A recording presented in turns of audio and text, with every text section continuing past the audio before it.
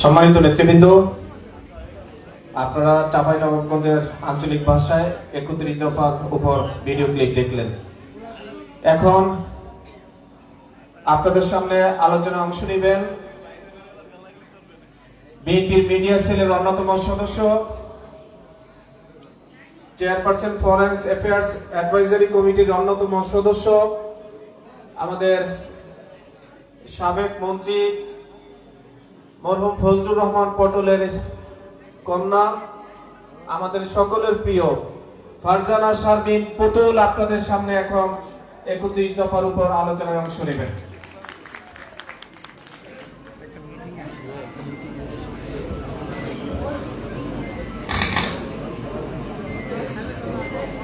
আসসালামু আলাইকুম। চেয়ার অনেকগুলো খালি দেখা যাচ্ছে। অবশ্য পাভেল ভাইয়ের দীর্ঘ এবং দীর্ঘতম বক্তব্যের পরে মাথাকে ফ্রেশ করে আসার সবারই বোধহয় প্রয়োজন আছে। আমার মনে হয় আমরা যারা বাইরে গেছি একটু ভিতরে চলে আসলে আমরা আবার আমাদের আলোচনা শুরু করতে পারতাম, এবং আমরা একটু বসে যাই। সবাই বসে গেলে আমাদের শুনতে ডিস্ট্রাকশনটা হবে না, শুনতেও ভালো লাগবে। ধন্যবাদ সবাইকে। বিসমিল্লাহির রহমানির রহিম। আমার পরিচয় আপনারা দিয়ে দিয়েছেন, আর কোনো পরিচয় দিচ্ছি না। আমি ফারজানা শারমিন পুতুল, খুলনাতেই প্রথমবারের মতো এসেছি। ভীষণ ভীষণ ভালো লাগছে। কালকে রাতে এসেছি, পৌঁছেছি আমার পুরো টিমের সাথে। পাভেল ভাই আছেন, হিলাল ভাই আছেন, তুহিন ভাই আছেন। সবার নাম আমি এই মুহূর্তে আসলে মনে করতে পারছি না। সবাইকে আন্তরিক ধন্যবাদ জানাচ্ছি। আজকে ৩১ দফা সম্পর্কীয় কর্মশালা, এই কর্মশালাটাকে এত সুন্দরভাবে আয়োজন করার জন্য। এবং আমার একটা জিনিস খুব ভালো লাগছে যে বাইরে বসে আছেন আমাদের অনেকে, ওনারা খুব আগ্রহ নিয়ে এই কর্মশালার বক্তব্যগুলো শুনছেন, যেটাই আসলে আমাদের উদ্দেশ্য, আগ্রহটা থাকা। আমরা যারা রেজিস্ট্রেশন করে এখানে এসেছি, আমরা তো we are bound to do that. আমরা এসেছি এখানে এই কর্মশালার উপরে জ্ঞান দিতে, জ্ঞান আদান প্রদান করতে। বাইরে যারা আছেন তারাও ওনারা আগ্রহ নিয়ে বসে আছেন শোনার জন্য। আমি বাইরে যারা বসে আছেন তাদেরকে আন্তরিকভাবে ধন্যবাদ জ্ঞাপন করছি এবং কৃতজ্ঞতা প্রকাশ করছি আপনাদেরকে। আসলে পাভেল ভাইয়ের কথা বলার পরে বলার খুব বেশি কিছু থাকে না। উনি শুরু থেকে শেষ পর্যন্ত এত সুন্দর করে পরিচালনা করেন, এক্সপ্লেইন করেন। আমরা শেখার চেষ্টা করছি ওনার কাছ থেকে যে কিভাবে আসলে কথা বলা যায়, কথা শিল্পী বলি ওনাকে আমরা। আমার সামনে যারা বসে আছেন খুলনা জেলা এবং মহানগর বিএনপির বিভিন্ন পর্যায়ের নেতৃবৃন্দ, আমরা আজকে এখানে যেই কারণে বসে আছি বা বসেছি বা এসেছি, আমরা কেউ রাজনীতি শিখতে বা রাজনীতি করতে বা কোনোটাই না। আমরা যারা এখানে বসে আছি আমাদের থেকেও আপনারা অনেক ভালো রাজনীতি জানেন। আর যে বিষয়গুলো নিয়ে কথা বলছি আমি জানি যে এগুলো আমাদের প্রত্যেকের মনে, মননে, মগজে, মস্তিষ্কে সব জায়গাতেই গেঁথে আছে। এবং যে কথাগুলোর একটা ফিলিং থাকে যে সবকিছু মিলে আমরা ৫ তারিখের আগের যে বাংলাদেশে ছিলাম সেই বাংলাদেশে যেন কেউ আর ফিরে না যায়। এটা আছে তো সবার মনের ভেতরে, আমরা সেটাই বিলিভ করি। মাইক্রোফোন এটা একটু অন করে দিতে হবে আমাকে। সরি, এটা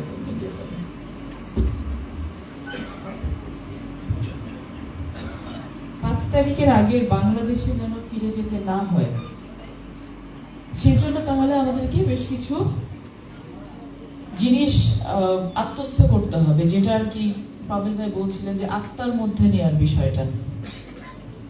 তো আত্মার মধ্যে নেয়ার জন্য আমাদের জানতে হবে, বুঝতে হবে, কাজ করতে হবে, কথা বলতে হবে। একটু কাছে চলে আসলাম, কথা বলতে সুবিধা হবে।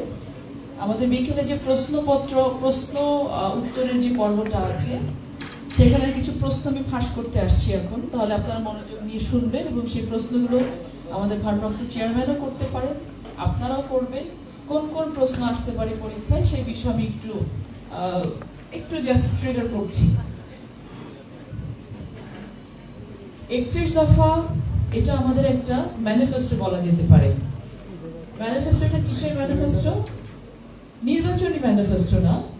৩১ দফাটা হচ্ছে আমরা যেন মানুষের কাছে যেতে পারি, মানুষ যেন আমাদের কাছে আসতে পারে। পাবেল ভাই খুব সুন্দর একটা কথা বলেছেন, আপনারা যদি মনোযোগ দিয়ে শুনে থাকেন তাহলে হয়তো দেখবেন যে উনি বলেছেন যে আমাদের দলের উদ্দেশ্যটা কি। দলের উদ্দেশ্য হচ্ছে যারা আমাদেরকে সমর্থন করতেন তারা যেন একটু আরো কাছে আসেন, যারা কাছে আসছেন তারা যেন দলের সদস্য হন, সদস্য যারা হচ্ছেন তারা যেন আস্তে আস্তে কর্মী এবং সেখান থেকে নেতা হতে পারেন। এইভাবে আমাদেরকে মানুষের কাছে যেতে হবে। আমরা যারা এখানে বসে আছি আমরা তার প্রত্যেকেই নেতৃত্ব স্থানীয়, এবং এই যে একটি সমর্থক থেকে সদস্য, সদস্য থেকে কর্মী এবং কর্মী থেকে নেতা বানানো, এই যে দীর্ঘ একটা পথ, এই পথটা অতিক্রম করার জন্য আমাদের প্রত্যেককে এককভাবে কাজ করতে হবে। হবে কি না? এটা কি আমাদের ভারপ্রাপ্ত চেয়ারম্যান মহোদয় অথবা আমাদের স্ট্যান্ডিং কমিটি অথবা আমাদের এক্সিকিউটিভ কমিটি মেম্বার্স এনাদের সবার একার পক্ষে করা সম্ভব? একার পক্ষে করা সম্ভব হলে কোনো দেশে কোনো গণতান্ত্রিক যে কাঠামোটা বিদ্যমান থাকে সেই কাঠামোতে সেন্ট্রাল কমিটি থেকেই শেষ হয়ে যেত। বিভাগীয় পর্যায়ে, জেলা পর্যায়ে, উপজেলা পর্যায়ে কিন্তু কমিটি করার প্রয়োজন হতো না। কেন প্রয়োজন হয়? কারণ আপনারা একেবারে উপর লেভেলে যে প্রতিনিধি, সেই প্রতিনিধির প্রতিনিধিত্ব করছেন, আপনারা দলের প্রতিনিধিত্ব করছেন। আপনারা একজন একটা বিএনপি, আপনারা এক একজন এক একটা জিয়াউর রহমানের আদর্শের মানুষ, বিএনপির আদর্শের মানুষ, খালেদা জিয়ার আদর্শের মানুষ, তারেক রহমানের আদর্শের মানুষ। এই তো আমাদের কাজ, দলের কাজ। এটা কাজ না? আমাদের কি ক্ষুধা লেগে গেছে বেশি? তাহলে আমরা একটু জোরে বলি, এটাই তো দলের কাজ আমাদের। জি, আমাদের দলের কাজ। 31 দফায় কি আছে না আছে আমার মনে হয় ইতিমধ্যে সারা বাংলাদেশের প্রত্যন্ত অঞ্চলের সকলেই জেনে গেছেন। যারা আমাদের সমর্থক তারা জেনেছেন, যারা সদস্য তারাও জেনেছেন, কর্মীরাও জেনেছেন এবং এটা নিয়ে চর্চা করছেন। খুলনা বিভাগে আমাদের এর আগে প্রোগ্রাম হয়েছে, নেতৃবৃন্দ এসেছেন ঢাকা থেকে, কর্মশালা করেছেন। আমার মনে হয় যে আপনারা প্রত্যেকেই মোরলেস জানেন যে 31 দফার মধ্যে আসলে কি কি বলা হচ্ছে, কোন কোন পয়েন্টে, কোন কোন জায়গাটাতে বাংলাদেশকে ভবিষ্যতে এগিয়ে নিয়ে যাওয়ার জন্য আমাদের প্রয়োজন, সেই বিষয়ে কথা বলা হয়েছে। এটা কেন প্রয়োজন? এটার প্রয়োজনীয়তাটা এই কারণেই যে বাংলাদেশের প্রতিটা প্রতিষ্ঠানকে খুব পরিকল্পিতভাবে ইচ্ছে করে বিগত 13, 14, 15 বছরে ধ্বংস করা হয়েছে। কেন ধ্বংস করা হয়েছে? যেন বাংলাদেশ কোনোদিন উঠে দাঁড়াতে না পারে। বাংলাদেশ উঠে দাঁড়ালে, বাংলাদেশ প্রশ্ন করলে, বাংলাদেশ যদি মানুষ উঠে দাঁড়িয়ে জিজ্ঞেস করে কেন বাংলাদেশে দুর্নীতি হচ্ছে, যদি জিজ্ঞেস করে কেন বাংলাদেশে আমার ঘরে আমার সন্তান চাকরি পাচ্ছে না, কেন আমার শিক্ষার জন্য, আমার যে শিক্ষাটা আমাকে প্রপারলি বিল্ড আপ করবে, আমার ভবিষ্যৎকে স্থির করবে, আমার ভবিষ্যৎকে সাস্টেইনেবল করবে, সেই শিক্ষা আমি কেন পাচ্ছি না, এই প্রশ্নগুলো যেন আমরা করতে না পারি, সেই জন্য প্রত্যেকটা জায়গাকে ধ্বংস করা হয়েছিল। এই ধ্বংসের জায়গা থেকে উঠে দাঁড়ানোটা কিন্তু খুব কঠিন একটা কাজ, খুবই কঠিন কাজ। এটা কারো একার পক্ষে সম্ভব না, আমরা কেউই একলা এটা করতে পারবো না। আমাদেরকে সম্মিলিতভাবে কাজগুলো করতে হবে, প্রচেষ্টা চালাতে হবে, এবং সেই জন্যই কিন্তু বিগত বেশ কিছুদিন ধরে আমরা এই প্রত্যেকটা বিভাগ পর্যায়ে শেষ হয়েছে, এখন জেলা পর্যায়ে যাচ্ছি কেন? যাওয়ার কারণটা কি? যে আপনারা এখানে এসছেন, এখানে আপনারা আসছেন, সকাল থেকে বিকেল পর্যন্ত থাকবেন, আমাদের কথা হয় মনোযোগ দিয়ে অথবা অমনোযোগের সাথে শুনবেন, কিছু মাথায় থাকবে বাড়ি যাব ভুলে যাব, এই কারণে কিন্তু না। আমরা আসছি যে আন্তরিকতা নিয়ে, যে এনথুজিয়াজম নিয়ে, যেই আকাঙ্ক্ষাটা নিয়ে, যে স্বপ্নটা নিয়ে এই 31 দফার পরিকল্পনা করা হয়েছে। এই প্রতিটা স্বপ্ন আপনারা আপনাদের মস্তিষ্কে, আপনাদের মনে ধারণ করবেন এবং সেইগুলো নিয়ে গিয়ে আপনারা আপনাদেরকে যারা ফলো করে, এখানে প্রত্যেকের ফলোয়ার্স আছে, আমি জানি বাইরে গিয়ে একজন দাঁড়ালে কমসে কম 50 জন দাঁড়িয়ে যাবে ছবি তোলার জন্য, দাঁড়াবে না? আপনারা সেই পর্যায়ে নেতৃবৃন্দ এখানে আছেন, তাদের মাঝখানে এই স্বপ্নগুলো গেঁথে দিতে হবে। ছোটবেলায় পড়েছি মানুষ তার স্বপ্নের সমান বড়, পড়েছি না আমরা, শুনেছি না কথাটা, শব্দটা, মানুষ তার স্বপ্নের সমান বড়। বাংলাদেশ জাতীয়তাবাদী দল বিএনপি বাংলাদেশের মানুষকে স্বপ্ন দেখাতে চায়, যে স্বপ্নটা শুধু দেখেই তারা শেষ করতে চায় না। আমরা চাই এই স্বপ্নগুলো কিভাবে বাস্তবায়ন করা যাবে সেই পরিকল্পনাগুলো করার জন্য এবং পরিকল্পনাগুলো করে এই পরিকল্পনাটাকে এক্সিকিউট করার জন্য আপনাদেরকে আমাদের প্রয়োজন, আমাদের সবার প্রয়োজন। বিএনপির প্রতিটা ইউনিটের নেতা কর্মীকে প্রয়োজন। সো আমাদের দায়িত্ব কিন্তু অনেক অনেক বেশি দায়িত্ব। আমরা মনে করার কোনো কারণ নেই যে আমরা এই কর্মশালার পরে এটা থেকে চলে যাব। আমাদের নিজেদের জন্য প্রয়োজন। কথা বলছেন, ফ্যামিলি কার্ডটা কেন প্রয়োজন? আমাদের দেশে নারীদেরকে বলা হয় তারা পিছিয়ে পড়া জনগোষ্ঠী। নারীদেরকে সবার আগে যদি আমরা সম্মান দিতে চাই, তাদেরকে ফিনান্সিয়ালি অনেক বেশি স্টাবলিশ করা প্রয়োজন।